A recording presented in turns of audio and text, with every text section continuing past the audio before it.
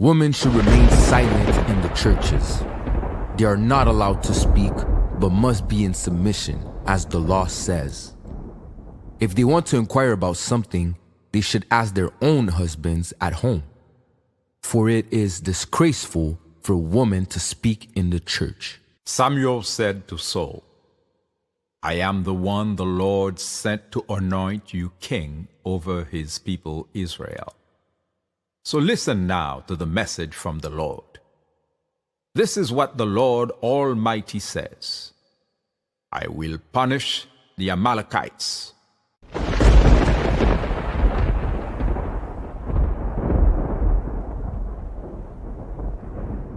Jésus, par ton sang précieux, enlève mon iniquité. Regarde-moi sur les cieux, dis-moi que tu m'as pardonné. J'ai longtemps erré cœur rebelle, mais j'entends ta voix qui m'appelle.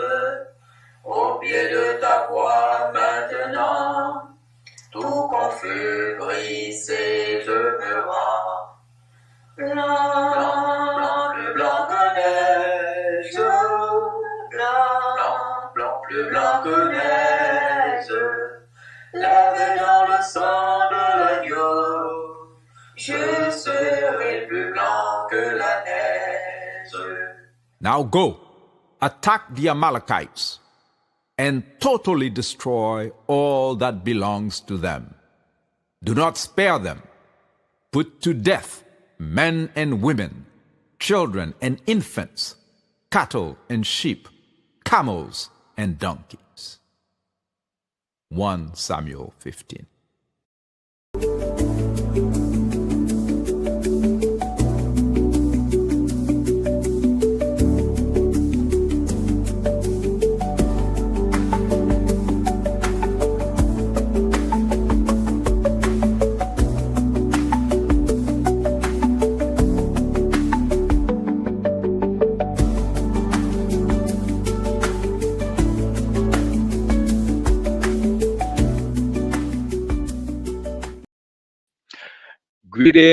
Greetings, one and all, and welcome to the 47th episode of God is Not White.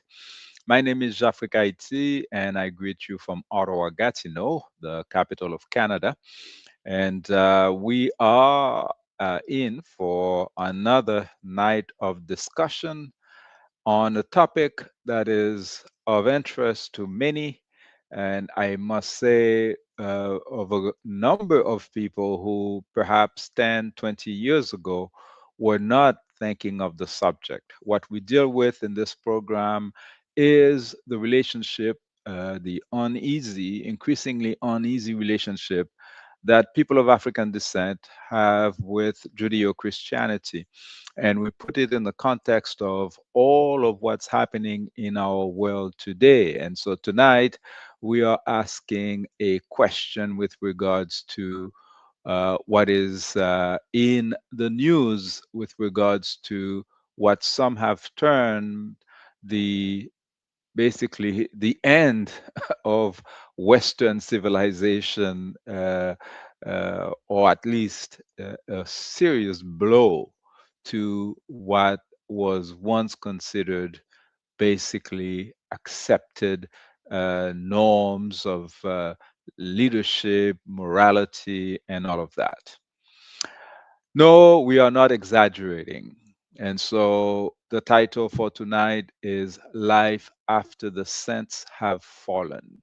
For indeed, the scandal that we are living these days involves folks who are considered the elite and the people that many looked up to. And when this is happening, it is time to take stock of where we are and wonder what will be our next reality and how do we forge it together so that that next reality is better than what we have left behind. Okay, so with that, you are familiar with the fact that this program builds on my book Vive Bon Dieu à bas religion, which translates literally Praise God Down with Religion, published in Haitian Creole in the year 2000, dealing with the subject as I've described it, how we have been negotiating the fact that we are people of African descent and we are practicing a belief system that is counter to much of what we consider sacred. How did this happen, and what do we do about it? That's essentially what this program is about. All of the shows, the 46 other episodes, are on the website. Whether you type jafricaity.com or godisnotwhite.com, it will lead you to the same website. And there is a button on the website, God is Not White, where you go there and you will see the various programs, starting with the most recent. And so, we've dealt with our understanding of the concept of God, religion, etc.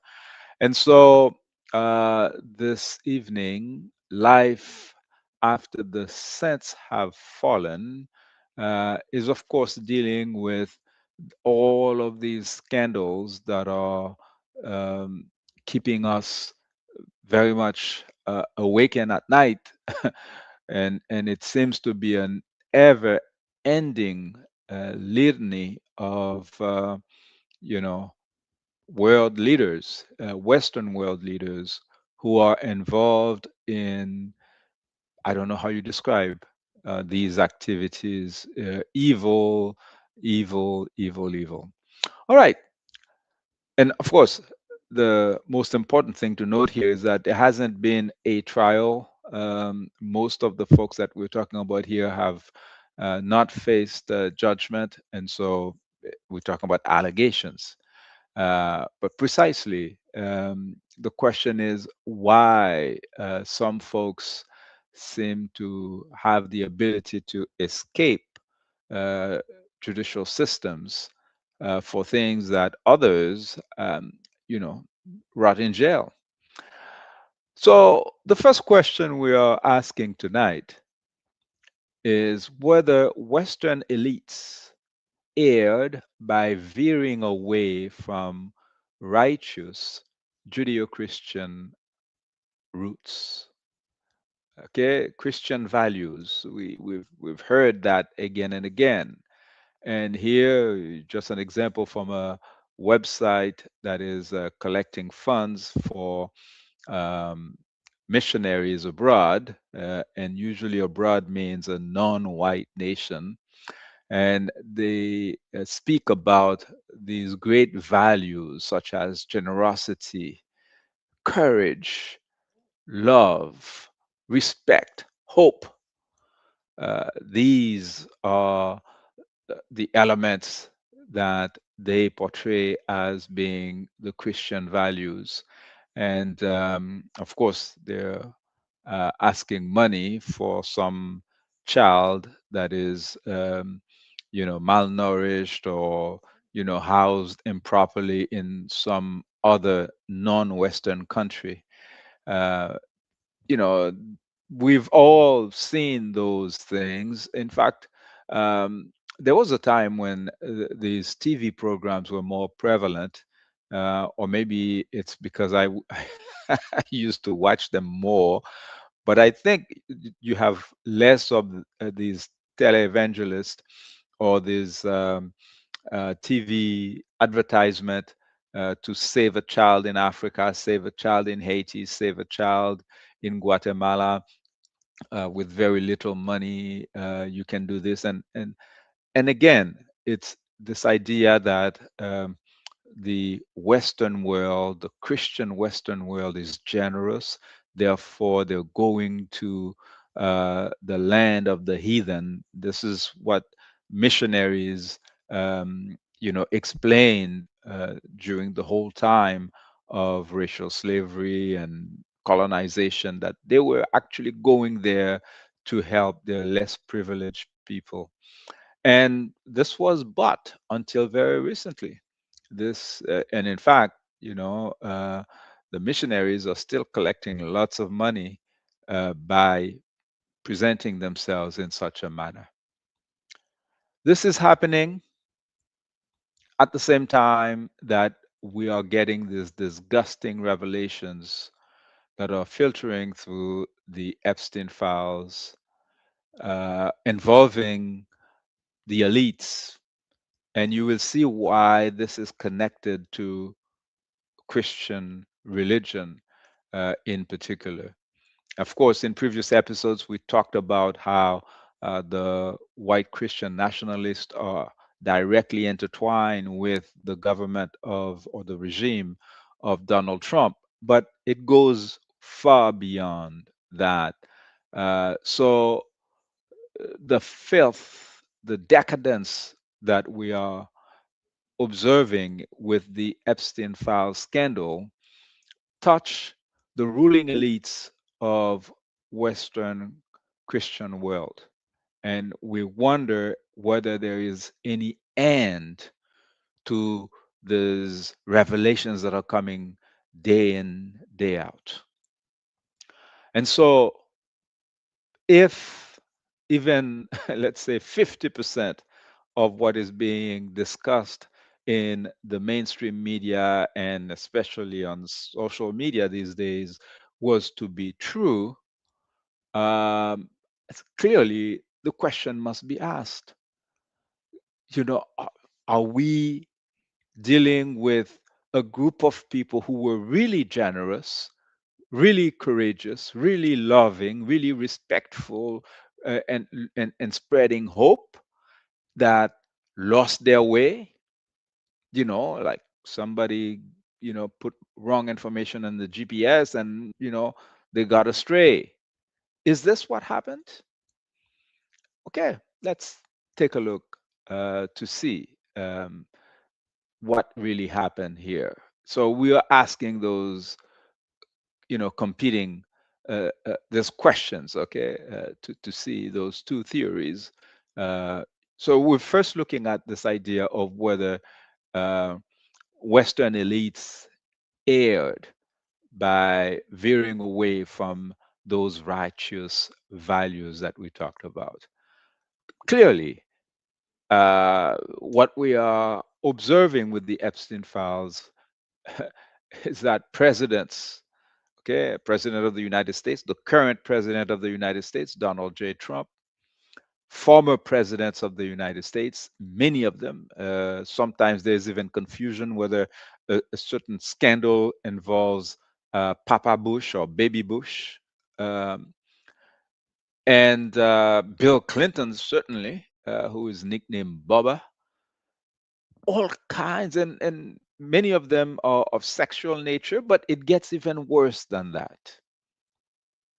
Presidents, princes, princesses, prime ministers, leading scientists, entertainers, Nobel Peace laureates, including Saint Mother Teresa. All of them have fallen from the pedestal.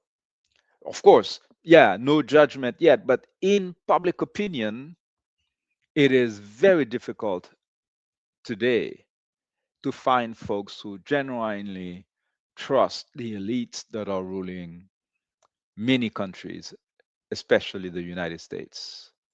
And here we're not talking about a political party or a small group of people. We're really talking about a large group of people, both Republicans and Democrats and independents, including some heroes, right?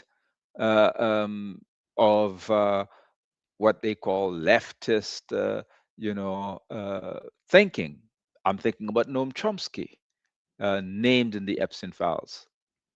Of course, some of these folks have gone on record saying that no, their names are being mentioned, but it's a coincidence. They were just at the wrong place at the wrong time. Nothing wrong was done, etc., etc. But once you start looking through the piles, it's clear that there's something absolutely terrible in those files, and the fact that they're being suppressed and released very carefully with heavily redacted pages and etc.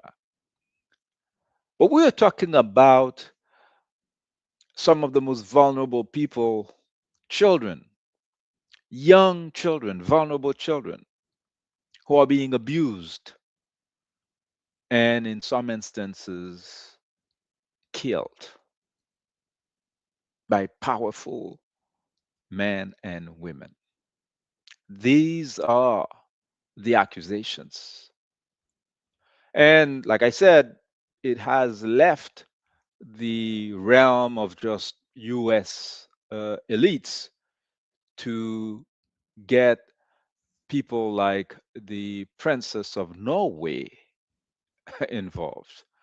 Here we learn that she spoke to Epstein about her son's wallpaper, where she is said to have asked Epstein, the convicted pedophile who they say killed himself, for pictures of naked women for her 15-year-old son. Again, this is just an example of how, if these allegations are true, okay, we're talking about folks who are so imbued of the power and impunity that they enjoy that something as trivial as this they would do without worrying that it might get out. Like it was just taken as a given that it would never blow up the way it is blowing up these days.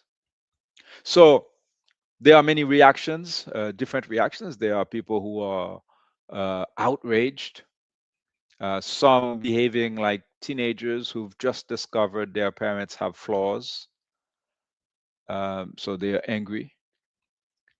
Others have yet to graduate from stubborn and irrational denial.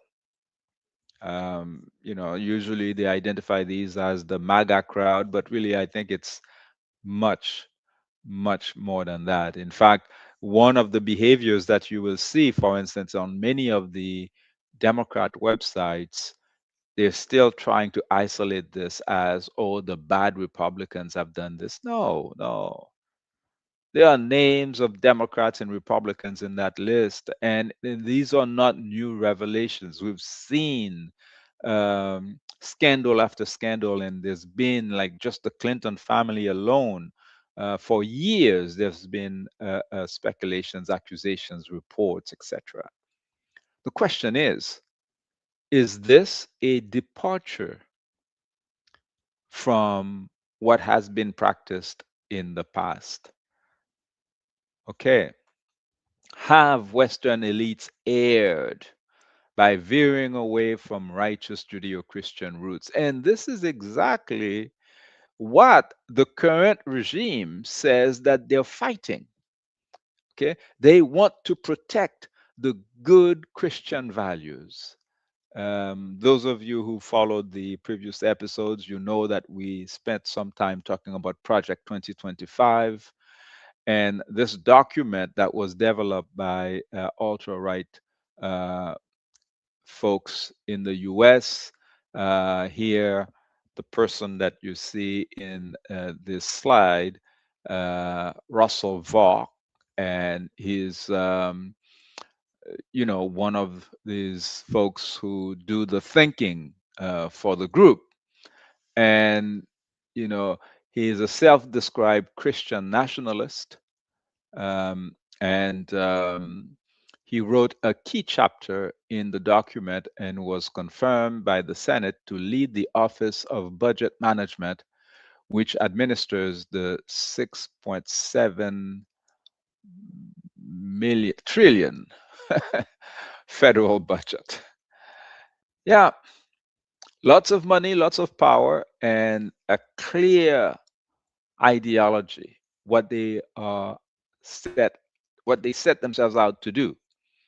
Okay, they say There are four main policy aims. One, to restore the family as the centerpiece of American life. Okay? The family. Dismantle the administrative state, defend the nation's sovereignty and borders, thus ICE, and secure God given individual rights to live freely. I mean, again, clearly anchoring the regime's objectives in Judeo Christianity, okay? In particular, white Christian nationalism.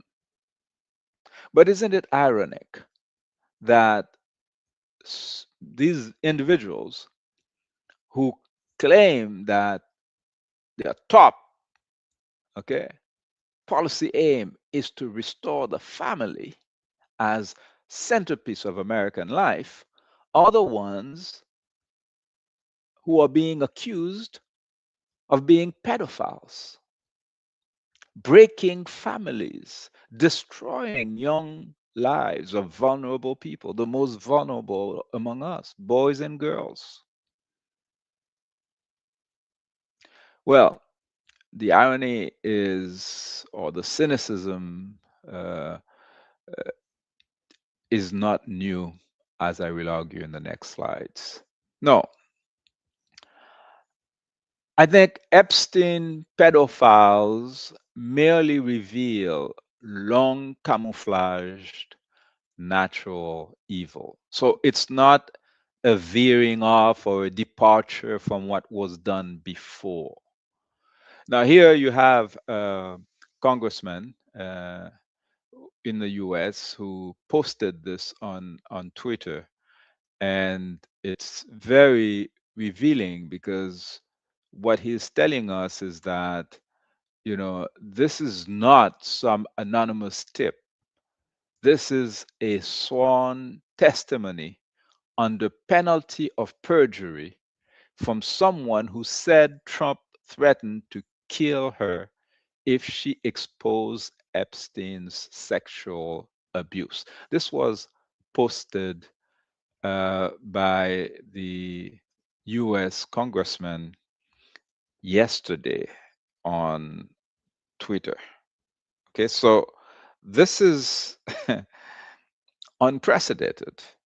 I mean, we're talking here about members of the government saying that this is not rumors, and this is from Representative Jim McGovern. So you can go on his Twitter page and you will see this. Outrageous as it may be, this is not new. The graphic that you've seen on the left, I've posted it before. This is to show how during centuries, the good Christian folks were kidnapping men, women, and children. They were raping them, they were murdering them, they were torturing them, they were making them work to death. Of course, yeah, they were doing so to Africans. Does that make it better? The fact that today the victims are white children, does that make it worse? Or no, it was the same criminal behavior. And so, someone was commenting on a piece that a liberal American wrote, saying, this is not America. Unfortunately, it is, and it has always been. That's our contention. And so, of course, you might disagree, and I would be interested to hear your own argument. Another element to show here is that whether it is the elites in the United States or in England, as we saw in Norway, in France. They have consistently been on the wrong side in terms of their behavior. And so, in many discussions uh, related to the call for reparations, the long overdue reparations to the indigenous people of Africa and of the Americas, we often remind people that merchants of the slaving states who stole the lands, mineral resources, human beings, including the diamonds that you see in the current British Crown, forced unpaid labor of the indigenous peoples of Africa and of the Americas over several centuries, and who are yet to pay reparations for such heinous and barbaric crimes. Whether it is large banks like Wells Fargo, the Holy See Inc., or the Vatican, the British Crown, the Anglican Church, many others. These are legal entities that are still with us, enjoying impunity in 2026. So we're not talking about something in the past. We're not talking about old institutions that are no longer with us. They are still with us and they are still enjoying impunity and still think that they can ride for a few more centuries like that. And I think they're mistaken. I hope they are mistaken. That means uh, I hope that there are many of us who can dare use our imagination to think of and work for the emergence of another way of inhabiting the planet. The pictures that you see on either side of the royal couple, the British royal couple, on the left, it's Mother Teresa, who has been canonized. She became a saint, and she's there with the one of the most wicked women of Haitian history, Michelle Bennett, rendered infamous because she was so out of touch with reality that in a tropical country like Haiti, where I was born and raised, where it is usually, the coldest it gets there is 30 degrees Celsius. Okay. I mean, unless you go in some of the high places, mountains, it might be, 23, 24. That's like cold in Haiti. This woman, this fool, used to have parties in fur coats in Haiti. So she would go to Paris and buy expensive coats, made of animal skin and whatever, and invite her rich friends to go and parade in a cold room. And you know how much energy it would cost to keep a room cold in Haiti like that, a country that where the majority of the population was living in poverty. And so she was the good friend of Mother Teresa. And she wasn't the only dictator or dictator's wife who was close to Mother Teresa. In fact, many folks have written about who Mother Teresa really was and why she was given that role in the Judeo-Christianity Western civilization gang, because that's exactly how they behaved. And likewise, this is the Pope visiting with the dictator and his very expensive wife in Haiti back in 1983. So again, here there's no surprise, uh, and this is the natural order of things.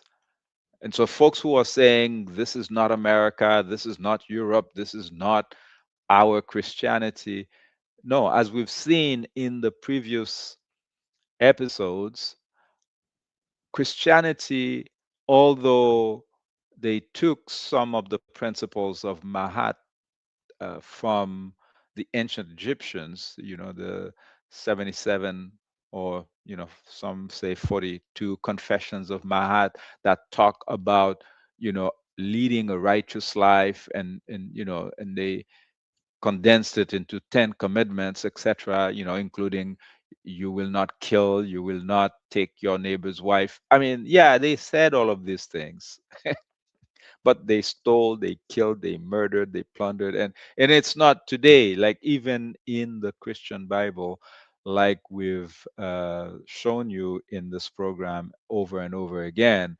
um, the God of Judeo-Christianity is not a good God. In our language, in Haitian Creole, we say bon Dieu, literally translated good God. And so it's an obligation for the God to be good. But I often point to fellow Haitians that actually, we're taking license in describing the people's deity. We're not the one who invented the thing, at least not in this current version of it. Uh, but the folks who created that God did not call it a good God. They call it a powerful God. And it is their God that is supposed to applaud and partake in everything that they're doing, including crimes, such as we see in Joshua 10, when Joshua sets his mind to go and take away from the Amalekites their territory. God participates in the crime by throwing hailstone on the people. So because the nightfall was arriving, so they didn't have enough time. So both God and Joshua were running out of time to commit their crime, and so he stopped the sun in its course so that have enough daylight, right, to murder the native people so that they could steal their land. It's not a coincidence that you find such ridiculous crimes, whether it is in the book of Leviticus, Deuteronomy, Numbers, in the Bible, because the God that these people created for themselves was created in their image, with greed, with insecurities of all kinds. Um, and so it is a pathetic God, and therefore the there was always a deceiving nature in how they were presenting themselves to others and what their real aspirations and objectives are or were. And so we're saying this is not new, and it is not a departure. It is actually exactly uh, what their ancestors prescribed. And so you say, well, but what about the missionaries? Surely the missionaries do good, right? They help the impoverished people get better. Do they? So they've been helping people. Let's say, for instance, Oxfam,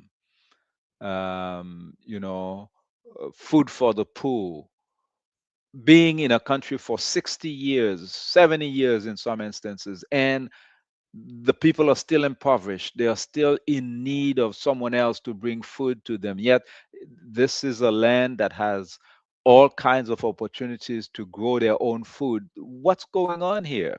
Who is helping who?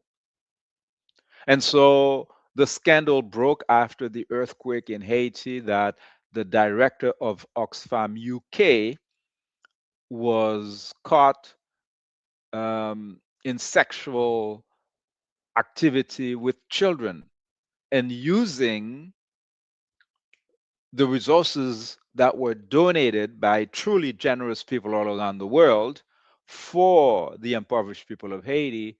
And he was using that in order to gain sexual favors.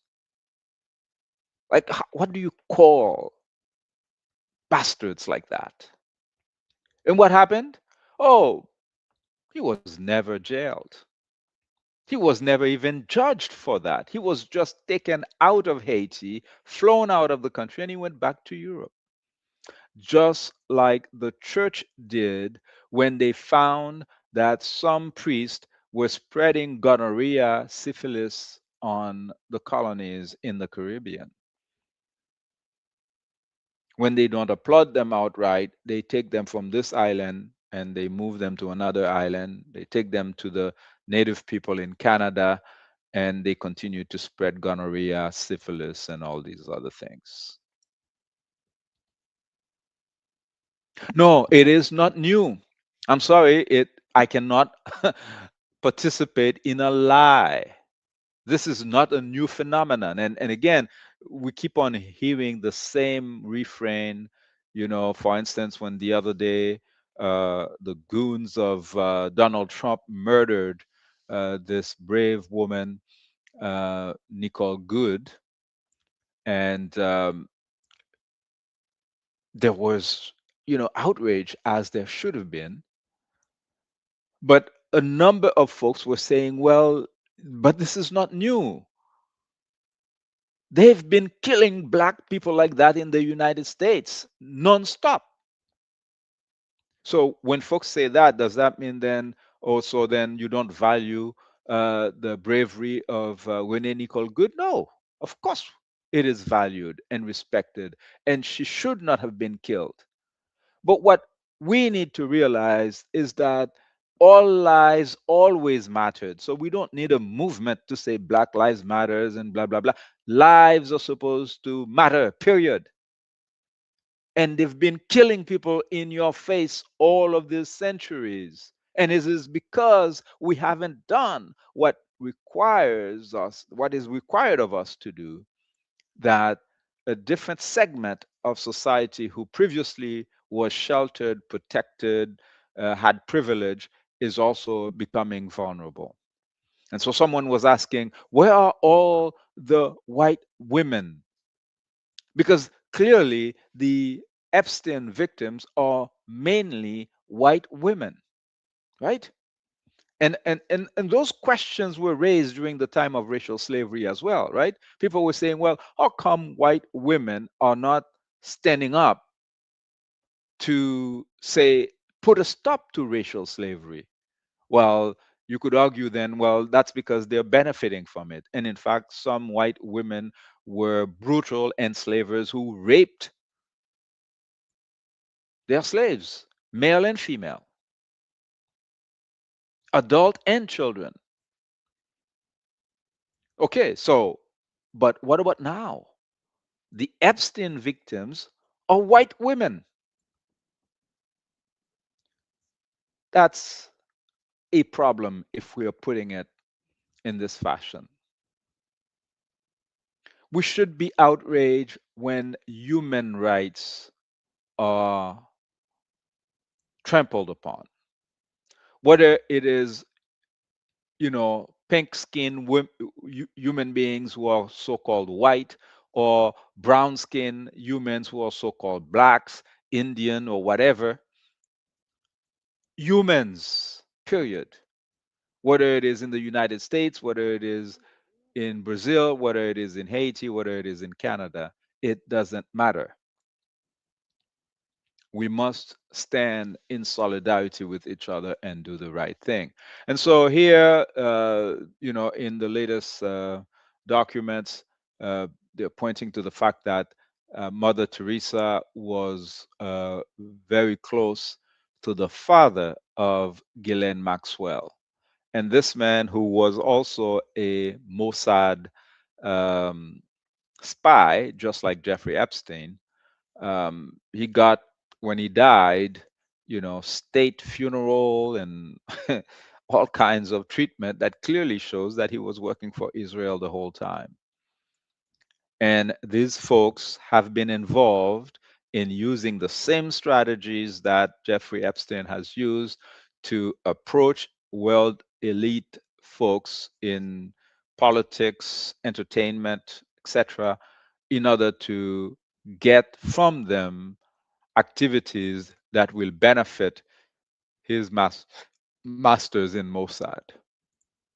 votes of budgets for Israel, all kinds of crazy things that Americans are now only waking up to, realizing that, wow, our country is not really under our control.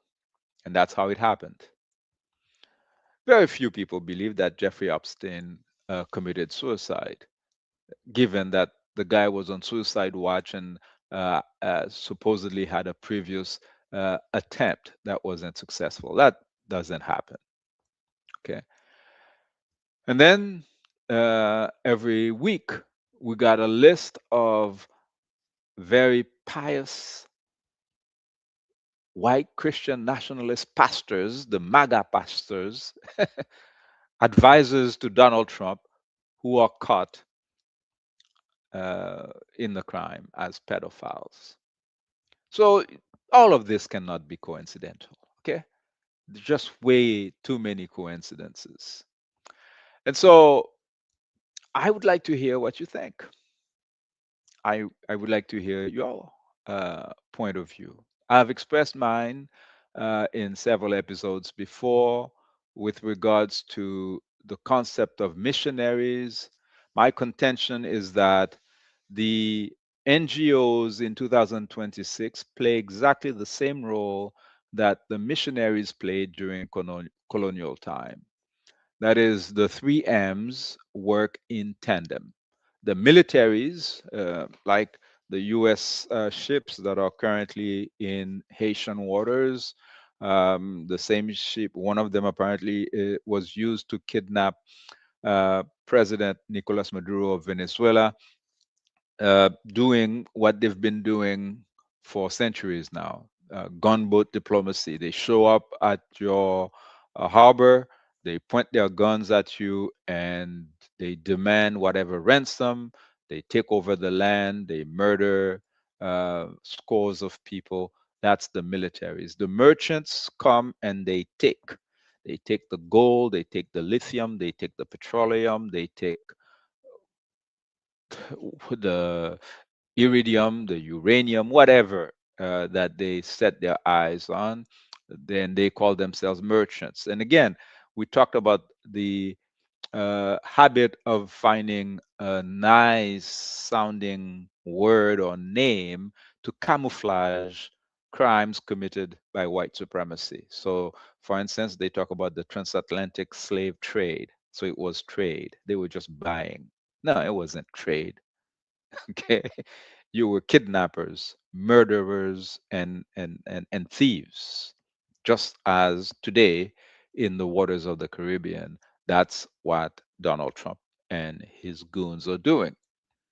So the militaries, the merchants, and the third M, the missionaries, they each had their role to play. The missionaries break the native population's mental capacity to resist and reverse the situation. And all of these roles were and are important, whether the scene is the Caribbean in Barbados, whether it is the North, Nunavut, where the Inuit people were being destroyed, genocided by the British, or in northern Quebec by the French. It was the same strategy, whether it is in Australia, in New Zealand, in South Africa, in um, uh, Cameroon. And so at the 2018 conference on reparations in Venezuela, I raised the point that uh, we absolutely should never forget to add the third M when we're talking about the entities, the legal entities that must pay long overdue reparations. It's not just the corporations like Wells Fargo, the insurance companies, uh, the universities, right?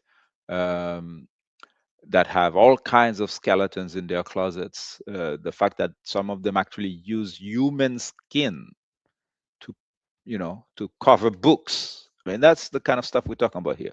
So this whole idea of human sacrifices happening, this is not new unless you discount what happens to black people. Nothing here is new.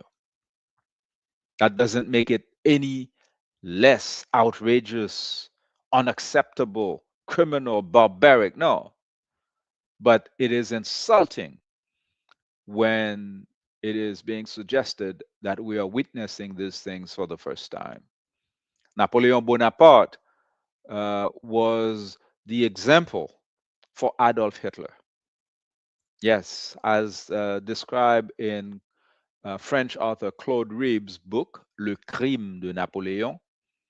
Okay, before they used the gas chambers in Europe, Napoleon Bonaparte was using ships where sulfur was being used to suffocate and murder hundreds of Africans at a time.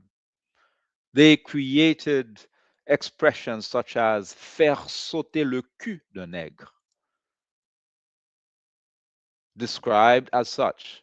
They take a black man or a black woman and they shove inside of their sexual parts gunpowder and then they blow them up for fun, for sport, in front of their children, in front of the surviving family members of the folks that they've just murdered. Okay, so we need to have the courage to look at the true nature. So, what we're seeing in the Epstein files is nothing but a mirror, and it is an accurate mirror of Western civilization. Monstrous. No, you did not bring civilization to anybody. In fact, you rejected civilization wherever you went. And now our planet is in danger because many of the nations that are being seen, parading their weapons in this theater of warfare, they have nuclear weapons. We're dealing with fools. It is not what they say. They've used that weapon twice before, Nagasaki and Hiroshima. So we would be foolish to trust them. We got to do something else, brothers and sisters. And so the last question I asked is, after all the saints have fallen, who shall serve as new moral guides in and or for the Western world? And perhaps we don't even need to add the Western world because really they have dominated so much of the planet in the last few centuries that honestly we need to really sit and look at that, right? I mean, in this program, I focus on religion, right? On the fact that much of that morality, so-called morality that we were told was important, whether it is, the Ten Commandments or the supposed Christian values or the values of Islam or Judaism, like they were presenting all morality, all ethics to be tied to these three Abrahamic religions. It was always bullshit. Has nothing to do with that. Whatever corner of the earth that you go, human beings know that it is wrong to kill each other. It is wrong to steal. All of these things were always understood. So you really never had the monopoly on ethics and morality. And so if now, by these so-called saints, like Mother Teresa and all of the Catholic saints, if you just do a little research to find out what these individuals did in their real life and the fakeness of the so-called miracles attributed to them. Like, I mean, there was, in the case of Teresa, um, there's a cameraman who exposed the fact that they were lying. They went into a room and they claimed that she brought light to the room magically. The guy saying they just used a new film. It was no miracle. But they lie. They just like they, take this cloth and they tell you there's the miracle face of white Jesus in there. And then people are wasting money going to go and visit these places. And, so once that's crumbled, as someone asked me after publication of my book, Vive Bon Dia Ba Religion in the Haitian community, say, okay, Jean, so uh, you you've convinced me that Judeo-Christianity was based on fallacy and all kinds of crap. Um, they invented the words that they attributed to God in their book, which was compiled in 1546 at the Council of Trent, uh, where a whole bunch of white men voted. Okay, so it's not credible, and not to add about King James, who he was and why he shouldn't be trusted. Okay, so what then? You left us empty. If not Christianity, then what do we embrace? And again, um, I I'm still mindful that most of my compatriots are not satisfied with my only truthful answer to the question. You don't need anything. You don't need to replace lies with other lies. We're fine without the thing. We don't need anything to replace it with. It wasn't filling any void, like I said, with regards to ethics and morality and all of that. We have all of that already. All societies, humanity has been transmitting values to each other as we've experienced life on this planet for centuries. You don't need a whole bunch of old white men in robes in Rome or in any other city for that matter, whether it is Catholic or Protestant or Judaism or Islam, to tell you what to do and what not to do, especially when they're basing those ideas on antiquated ideas that are from men who were totally backward, lacking of science and all kinds of basic knowledge. It doesn't make sense. So you don't need to replace it with anything. And so what I'm proposing is that after all of those scents have fallen, we will be just fine. And perhaps we need to, rather than looking for these titles of individuals, use our common sense so that we can judge people by how they behave rather than the fact that they're wearing a robe and they speak you know with a soft tone and all of that. We've lived enough to realize that this is not it. And as for the guys who are still in those religions and who are doing good work, well, continue to do the good work. But don't pretend that whatever good work that you're doing is because of the superstition. It has nothing to do with it. We have enough experience with that by now. Okay, so if anybody is interested, we have a few minutes, not a lot, but just a few minutes, where you can dial the number, which is showing up at the bottom of the screen. Let's see, I'm seeing the Haitian Creole version. Let me look for the English version here. It's 613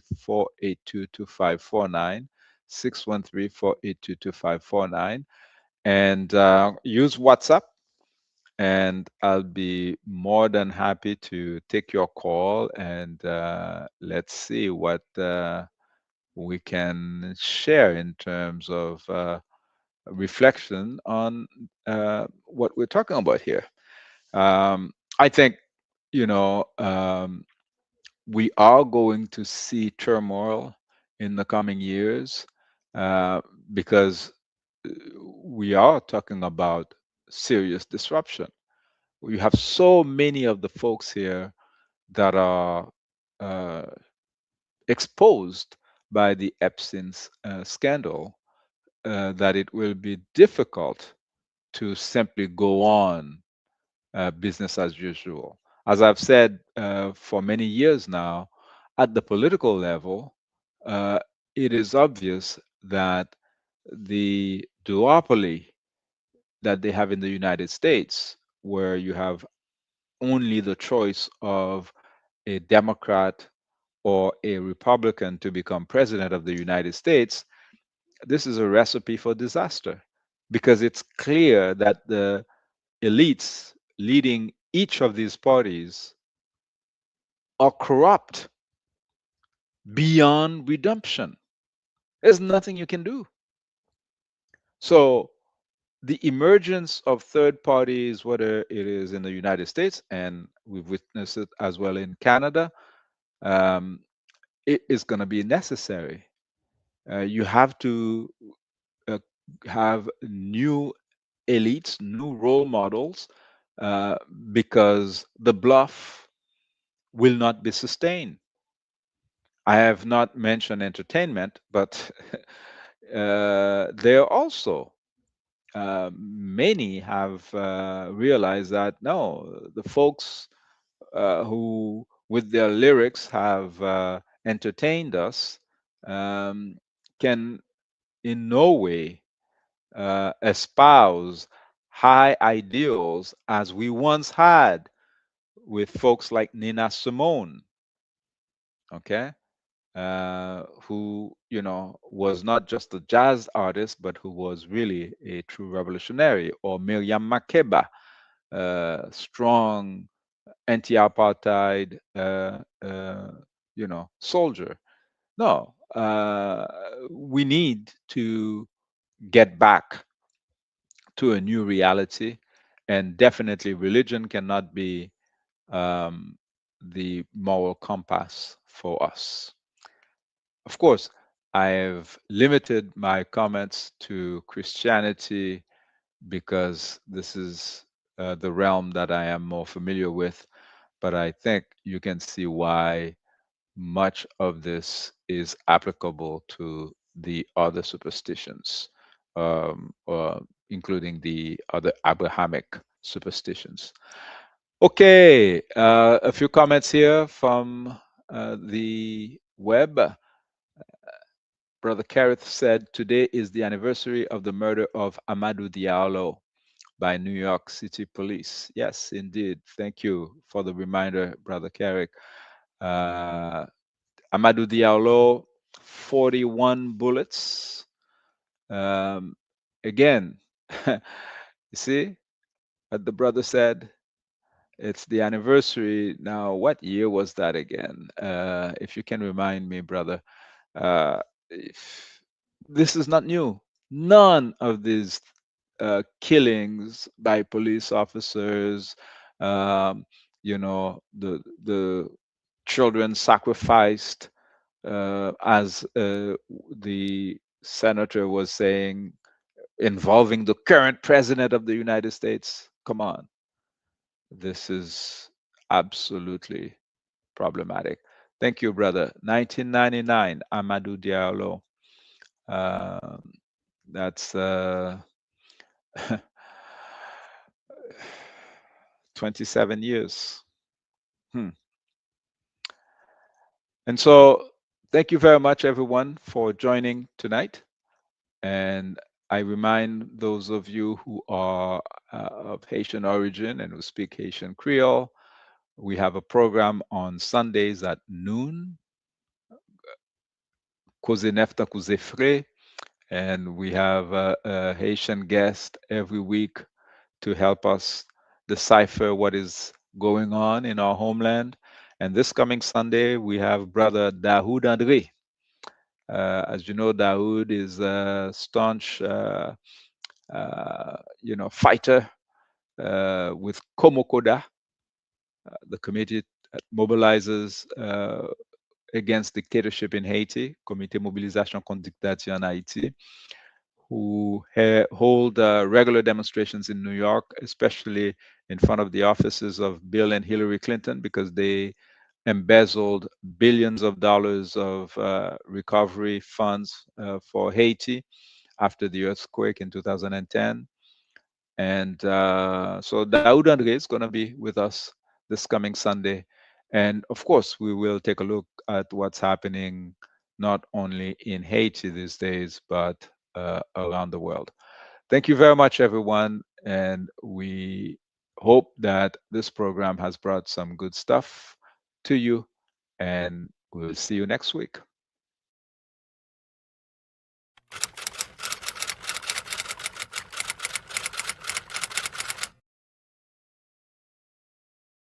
Women should remain silent in the churches. They are not allowed to speak, but must be in submission, as the law says. If they want to inquire about something, they should ask their own husbands at home. For it is disgraceful for a woman to speak in the church. Samuel said to Saul, I am the one the Lord sent to anoint you king over his people Israel. So listen now to the message from the Lord. This is what the Lord Almighty says. I will punish the Amalekites.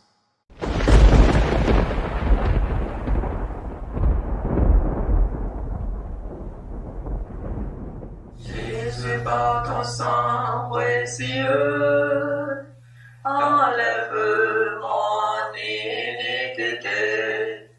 Regarde-moi sur les cieux, dis-moi que tu m'as pardonné. J'ai longtemps erré cœur rebelle, mais j'entends ta voix qui m'appelle. Au pied de ta croix maintenant, tout confus, brisé, je me rends. Blanc, blanc, plus blanc que neige, blanc, blanc, plus blanc que neige, lavé dans le sang de l'agneau, je serai plus blanc que la neige. Now go, attack the Amalekites, and totally destroy all that belongs to them. Do not spare them. Put to death men and women, children and infants, cattle and sheep, camels and donkeys. 1 Samuel 15.